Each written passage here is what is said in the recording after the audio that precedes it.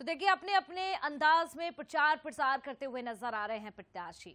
और मुरैना की बात करेंगे। मुरैना में लोकसभा चुनाव का मुकाबला त्रिकोणीय हो चुका है क्योंकि बीएसपी ने व्यापारी रमेश को अपना प्रत्याशी बनाया है।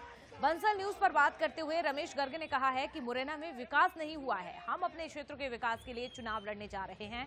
हमें देश की राजनीति नहीं करनी है, हमें अपने क्षेत्र की राजनीति करनी है। हमारा चुनाव जनता लड़ेगी और अगर जनता का आशीर्वाद मिला तो जिले में उद्योग स्थापित भी करेंगे जिससे लोगों को रोजगार भी मिलेगा। कांग्रेस बीजेपी से आप टिकट की मांग कर रहे थे, लेकिन अब फाइनली आप बसपा के प्रत्याशी हो गए हैं। किन मुद्दों को लेकर चुनाव के बीच? देखो, हमारे शहर मुरैना को जो है 40 वर्ष से ज्यादा हो गए कमिश्नरी हेडक्वार्टर बने, और उसके बाद भी जो कमिश्नरी हेडक्वार्टर का जो विकास होना चाहिए था, इन 40 सालों में शहर का उतना विकास नहीं हो पाया। और पिछले 10 साल से तो हमारे यहाँ से सांसद, केंद्रीय मंत्री, भाजपा की केंद्र में भी सरकार और अपने राज्य में भी सरकार होने के बाद भी 10 साल के अंदर भी हमारे मुरैना शहर के अंदर कोई विकास जैसा कुछ भी नहीं दिखा। जबकि इन 10 सालों में ग्वालियर में बहुत सारे प्रोजेक्ट आ गए।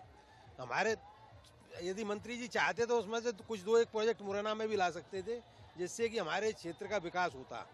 तो हम तो अपने क्षेत्र के विकास के हिसाब से चुनाव लड़ने जा रहे हैं। कौन सी पार्टी से आपका मुकाबला है? देखो, मुकाबला तो मेन दोनों ही पार्टी हैं, सामने होने को तो कांग्रेस भी है और बीएसपी भी है। और ये भी आपको मालूम है दोनों पार्टियों से छत्री ठाकुर कैंडिडेट हैं, तो इसलिए जो है हमारा तो चुनाव जनता लड़ेगी। कहा जाता है कि बसपा का एक बड़ा वोट बैंक होता है, इस बैंक का फायदा कितना है? हमारा पूरा फोकस रहेगा कि बसपा का जो एक बड़ा वोट बैंक है उसको हम जो है साथ करके और बसपा के साथ ही रखें, उसको हम बसपा से इधर उधर नहीं जाने दें। ये हमारा सबसे बड़ा फोकस रहेगा। जीतने के बाद कोई तत्काल में ऐसे कोई मुद्दे हो सकते हैं जो आप करेंगे? देखो, हमारे यहाँ पे उद्योग का बहुत बड़ा जो है विकास हो सकता है, पर थोड़ा लॉ एंड ऑर्डर की समस्या की वजह से बाहर से बड़े उद्योगपति यहाँ आना नहीं चाहते हैं। पर लोकल के उद्योगपति उनके साथ में अपनी हिस्सेदारी डालेंगे तो वो लोग यहाँ आकर के उद्योग लगा लेंगे। आप जीतेंगे तो उद्योग लगाएंगे?